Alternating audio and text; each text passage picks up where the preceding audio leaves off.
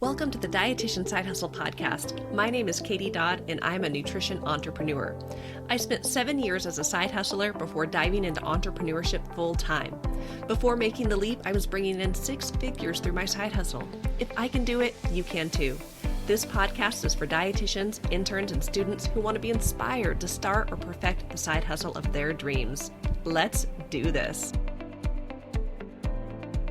Hello and welcome to the 219th episode of the Dietitian Side Hustle podcast titled The 2024 Comp and Benefit Survey. Now, in today's episode, I'm going to be talking all about a new resource that just dropped on September 17th, 2024. I say it's a new resource. It's been around for a while. This is a document that's put out by the Academy of Nutrition and Dietetics. This is the 11th time they've released this document, and I have been patiently waiting for it. So I did do a little training on this topic where I shared slides and all the things in the Dietitian Side Hustle Facebook group on September 17th, 2024. So you could always go in the group and find the video there. It's not too hard to find videos. You could just search and or go to like the section where you could see the videos. But I really wanted to come on here and talk to you guys as well about this document because I'm very excited about it. Talk about in today's episode is just really what is the Comp and Benefit Survey, and I want to talk about the results. So for those who aren't familiar, this is again a document put out by the Academy of Nutrition and Dietetics, and I'm going to read exactly from their website as they describe what this resource is. So the Compensation and Benefit Survey of the Dietetics Profession is based on the 11th nationwide survey of nutrition and dietetic practitioners. This comprehensive report details the compensation for dozens of core dietitian and dietetic technician jobs, broken down by region, education experience, supervisory responsibility, and more. So this is a member benefit, meaning if you are an Academy member, you could actually go to the eatright.org store and get this document for free. If you're not an Academy member, it is like $99, which is really cheap because in the past it used to be a lot more money.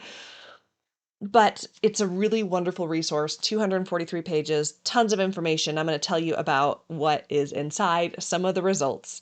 Now, this is a big survey that they do, and they break down the research, the statistics, all the things. And so they start with a really big group of dietitians across the United States and NDTRs. I will say for the purpose of this episode, I'm just going to be talking about the results for dietitians.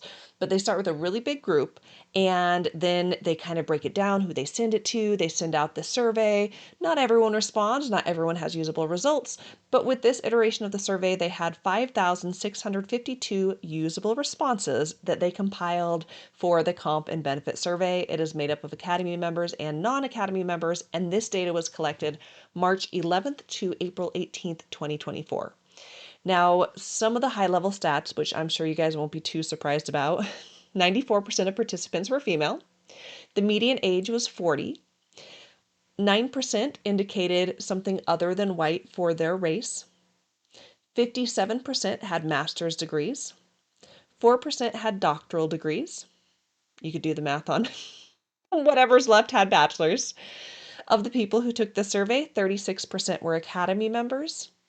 There was a median years of experience for work of 12 years, and 8% were self-employed. So those are some of like the high level broad statistics for you guys, but I'm sure what you're wondering is the big number. What is the average wage that a dietitian makes across the country? So according to the results of the survey, which does represent dietitians across the country, it is really good, strong data.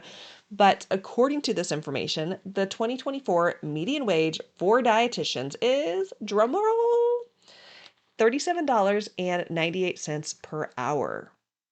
$37.98 per hour. And this, of course, is like an average, right? You might be hearing that and being like, dang, that's way more than I make, or shoot, I make way more than that.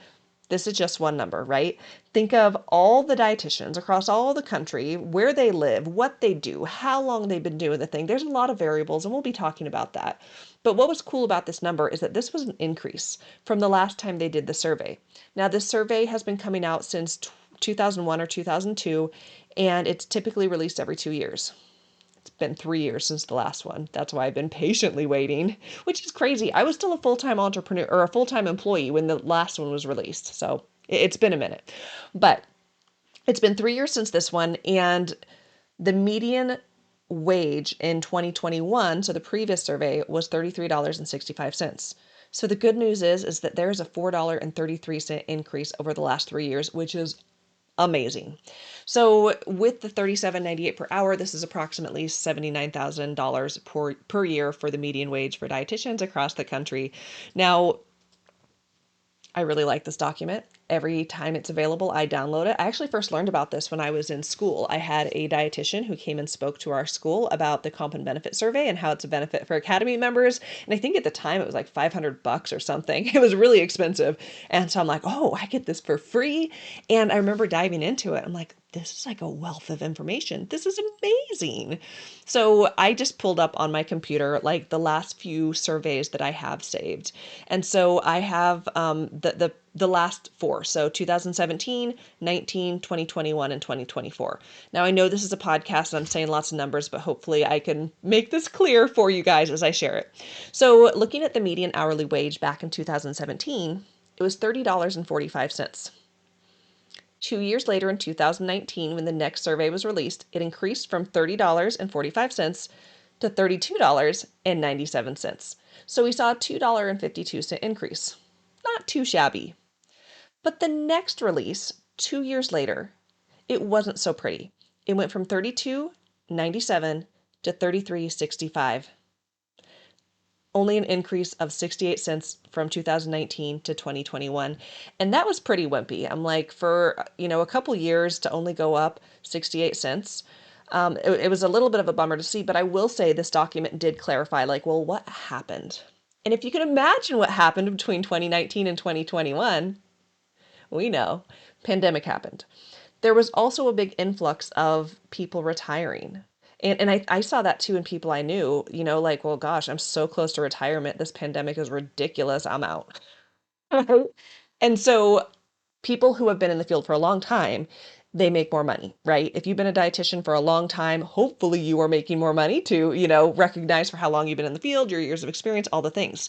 So with the retirement of a lot of high paying dietitians, it did skew the data a little bit. And so that was really the explanation with why that increase was a little bit lower, but still not fun to see. So here we are 3 years later from that, only 68 cents bump, and we went from $33.65 to $37.98, so $4.33 bump, which is like pretty darn good, and I am here for it because let's be honest, everything is so expensive right now. So I know we're just talking averages here, right? But we need to remember that that median wage varies a lot by where you live, years of experience. Are you supervising humans? Are you managing budgets? What's your practice area? And more. But this is the cool thing about the comp and benefit survey is they break down all the different things. And I'm going to be sharing some of these numbers. Again, I know I'm not like sharing pictures with you guys, but I hope I do a good job of kind of talking you through the data in this resource.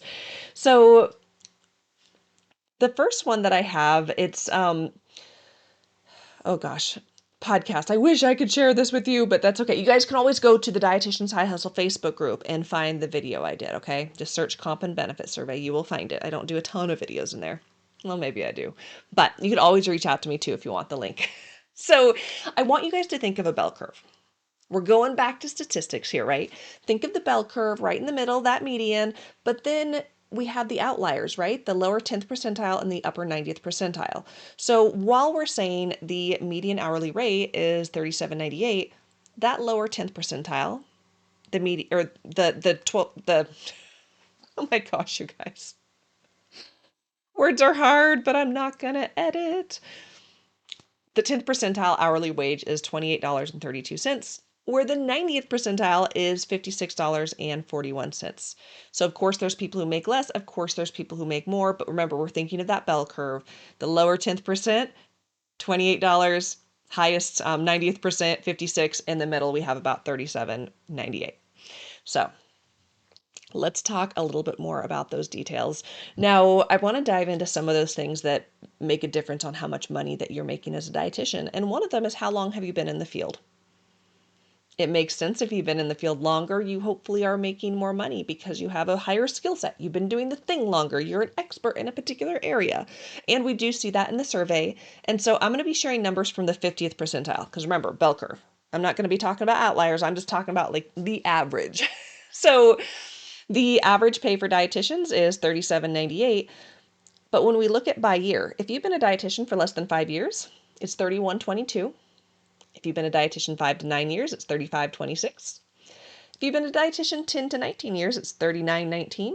And if you've been a dietitian for over 20 years, it is $41.60.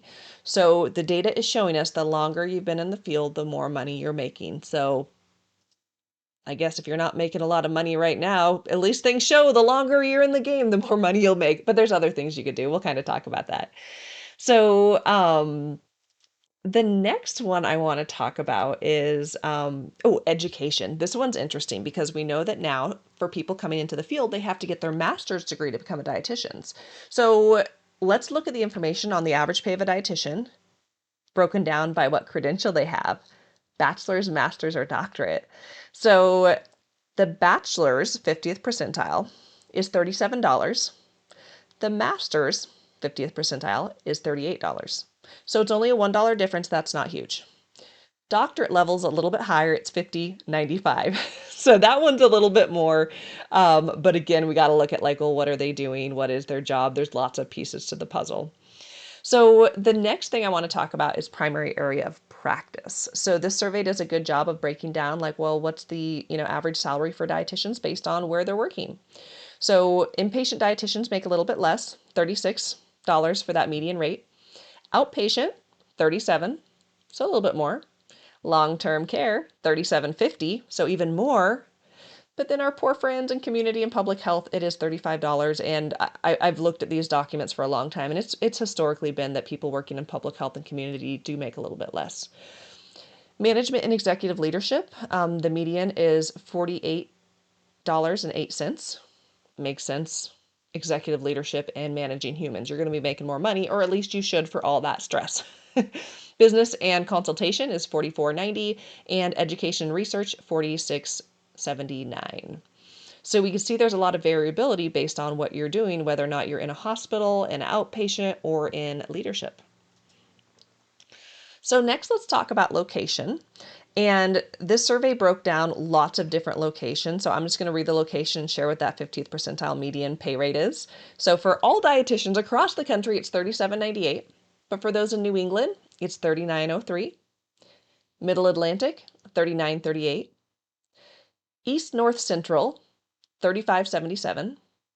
West North Central, $35.37. South Atlantic, $37.02. East South Central, $34.99. West South Central, $35.45. Mountain, $37.02. And Pacific, $46.27. Now I know that's a lot of me saying numbers, but high level, what we're seeing is people who live in the Midwest tend to make a little bit less, and the highest rates we see is in Pacific Coast. And that makes sense. Think of cost of living, right? I went to grad school in Illinois. I remember right when I got out of school, I was applying for jobs. I'm from Northern California. I currently live in Southern Oregon. And I was applying for jobs in Illinois where I went to school, but then also back in Northern California where I'm from, and Southern Oregon where my brother moved to.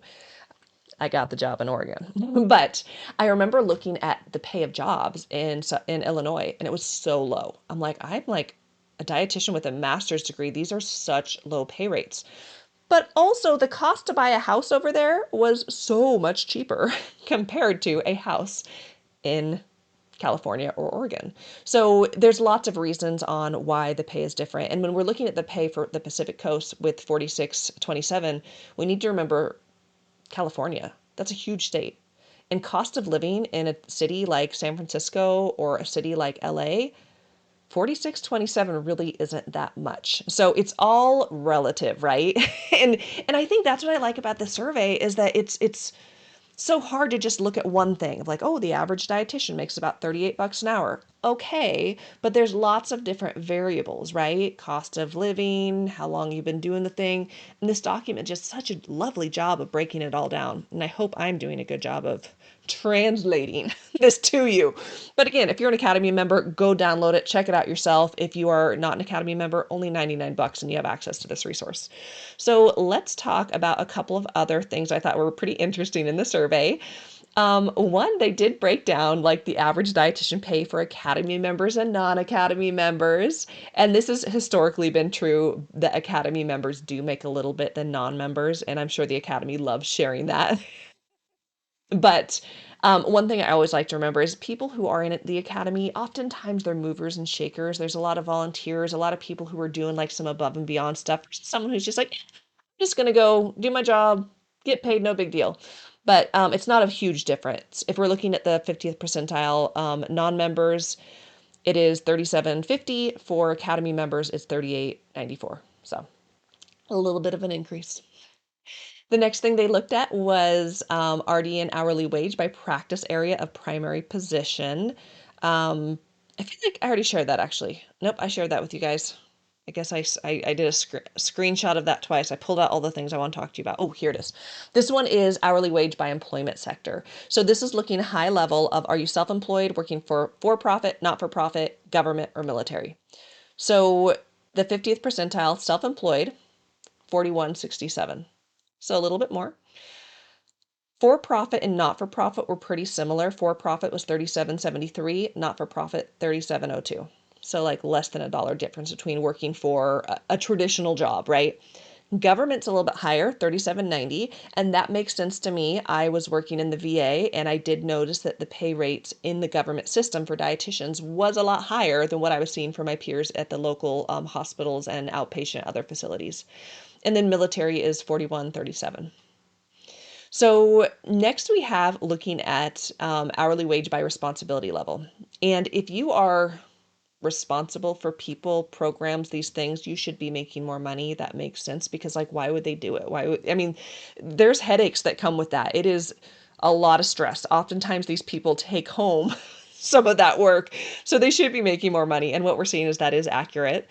So looking at the 50th percentile, close to 38 bucks, we'll say, for all dietitians. Owner or partner is 38.46. An executive is 60.31. A director or manager is 45.63. A supervisor or coordinator is 37.68. And other is 36. So pretty much if you manage lots of humans, you're going to make more. So another document looked at the number of people you're supervising and how much more you make. So if you don't supervise anyone, the 50th median wage was 36.06. If you manage 1 to 9 people, smaller, it went up to $40.07, so $4 more. If you manage 10 to 49 people, it went up a few more bucks to 43.89. If you managed 50 to 99 people, it went up to 48.08. And if you managed over 100 humans, it is 57.69, which God bless it, it should be. That's a lot of people to manage.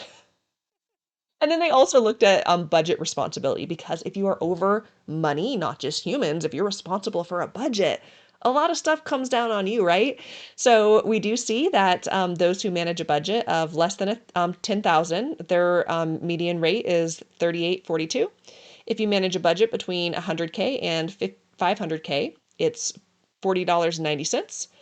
If you manage a budget of $500,000 to $1 million, it is 48.24. And if you're managing a budget of over $1 million, it's $50.50. So then the last little thing that I clipped when I was thinking of what numbers do I want to share with you guys was hourly wage by position specific to consultation and business practice area. So there's a lot of cool resources in this document where you can figure out like, okay, if you work in the hospital, what's your specialty? If you work in outpatient, what's your specialty? So they show you the difference in pay between, do you specialize in diabetes, renal, eating disorders? It's a really cool document. But because we're side hustlers, I just wanted to look at the what the Academy looked at as consultation and business practice area. So private practice dietitians, and it says patient-client nutrition care, the 50th percentile is 37.15. Now, this document does show the 25th and 50th percentile, so I do want to note for that one, the 25th percentile is 27.72. The 75th percentile is $53. So there's some range there, right, for a private practice dietitian. So for a consultant dietitian, and they define this as community and or corporate programs, the 50th percentile rate was 46.20. For sales representatives, 45.67. For corporate dietitians, 46.03. Research and Development Nutritionist, 4731, and Directors of Nutrition, 5254. And I don't entirely know what that means, but they get paid a lot, so that's cool. So I hope that was helpful, and I do want to provide some clarity. I think if you guys listen to the podcast a lot, you know about me. Sometimes I say the wrong words. So there's a good chance with all the numbers I shared with you, I could have said a number backwards or said the number wrong. So keep that in mind that this is not like, this is me sharing what I've learned. So if you want the real deal, go check it out. But I think it's such a cool document to see, like, okay, well, first off, how much money are dietitians making across the country? To see that, you know what, dietitians are starting to make more money. This is great. Let's see this number continue to increase. But reminding ourselves that the median salary does vary by location, years of experience. Do you manage humans? Do you manage budgets? What do you work in? Like, what's your practice area and more? So I want to talk to you guys about how you can use this survey. Like, okay, this is interesting, but what? Now, most of you are side hustlers, but I understand some of you are full hustlers or full-time entrepreneurs. But for those of you who are working regular jobs, this is an amazing document for negotiation or for getting a new job. So, maybe you've been in your job for a while and you go look at this document and you're like, okay, well, looking at dietitians who live in this area and do the work that I do and have been working for as long as I do, I'm not getting paid as much as the average dietitian. And I know that I contribute a lot to my work. And maybe it's a time of year that you're doing your like evaluations. And so you can use this tool to share that, you know, ask for a raise is what I mean. So, you can go and share, all the awesome things that you've done and even use this document to show, hey, here's what dietitians are being paid in this area for this, for these positions, and use it to negotiate a higher pay rate for you. Or even your colleagues if your whole department is underpaid. I've actually seen dietitians do that, which is really cool. So it can be used for negotiation in your current job, or it can be used to negotiate as you're going into a new job. Maybe you're in salary negotiation. I know that some of you are so uncomfortable with this. I'm jumping in just assuming you guys are comfortable. I want to acknowledge that most of us aren't comfortable in having these conversations, but I want to encourage you to do it anyways. The worst someone is going to say, like the worst thing they're going to say, is no. But what if they say yes? Or what if they meet somewhere in the middle? Okay. So if you are, if you've been in a job for a while and you're like, oh, I need a raise, ask for it. If you are applying for a new job and what they offer you, you're like, oh, I feel like I deserve more, ask for it. The worst they're going to say is no. It's not like they're going to rescind the job or fire you because you're asking to be compensated appropriately. So if you're in a new job, you could use this document. So if they offer number too low, well, actually, according to the Academy's compensation and benefit survey, dietitians in this position typically make this much money. Is there, you could use it. You could also use it for career planning. I know a lot of you listening are students, or maybe you're like, I'm unhappy in my field, and maybe it'll guide you at the area you want to move into. Now, I will say you shouldn't just follow the money. Keep in mind, if this is your job, you're doing it day in and day out, for most of us 5 days a week, for years, and it should be something you love. So don't just follow something for the money. But if you're like, I love all areas of dietetics, and then you realize like, oh, if I specialize in diabetes, I might make some more money, then there you go. It can help with career planning. Now, another thing that I like to use this survey for is supporting students and interns. I have been a dietetic intern preceptor for years. When I was working in home care, I would share this document with students. I would talk to them about money, about negotiation, about getting their jobs, and showing them this document of how much dietitians get paid. And I remember they were always so fascinated, like, oh my gosh.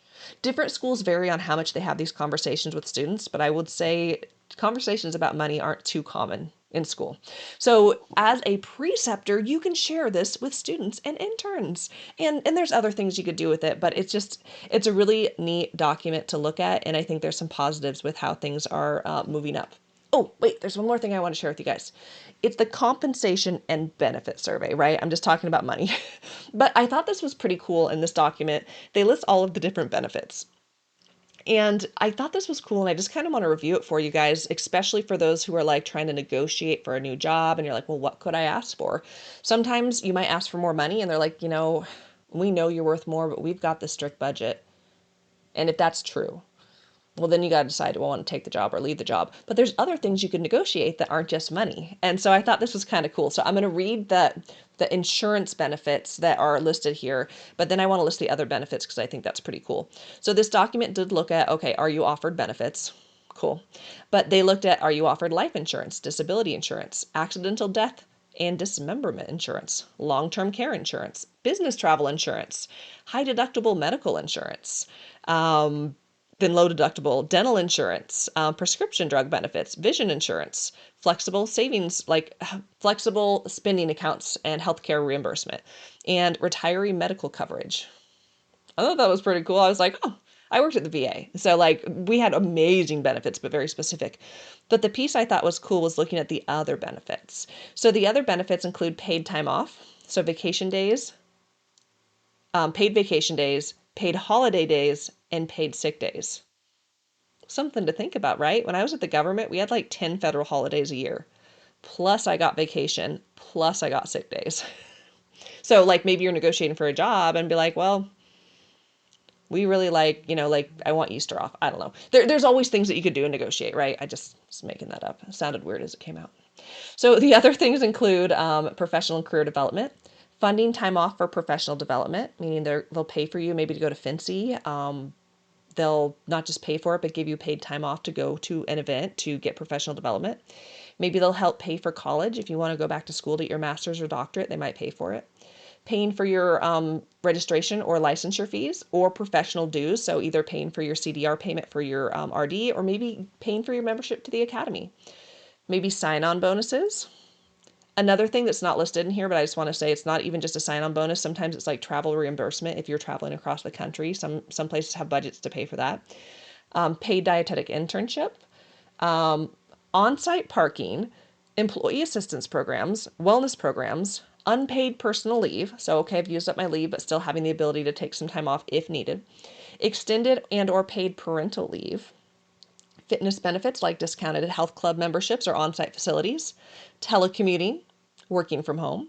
Tax advantage dependent care reimbursement or flexible spending account. Comp time or flex time. Car allowance mileage, commuting subsidy. Financial planning assistance. Adoption assistance. Tuition assistance for dependents, childcare subsidy or on-site facility, stock options, profit sharing, the end. So anyways, I thought that was cool too. I was like, look at all these benefits some dietitians get. Like, I didn't even know that was a thing.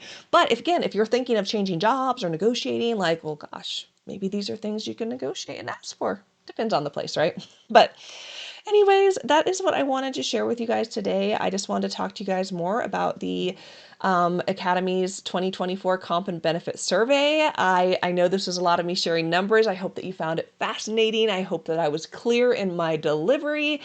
And even if I wasn't, I appreciate that you guys listened to the episode because you're still here. So thank you so much for being part of the dietitian side hustle world. I always appreciate your guys' support. I think before this episode goes live, FNCE's happening soon. If you guys are going to be at the Food and Nutrition Confrence and Expo in Minnesota, I want you to come find me. On Monday, I will have a booth at Member Product Marketplace. So if you've ever been to FNCE before, or even if you haven't, there's a big expo going on. Now, the big expo is for 3 days.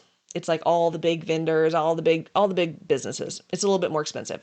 But on Monday, they have a smaller section. It's in the same area, but they open up a section and it's for Academy members who can feature different products or services that they sell.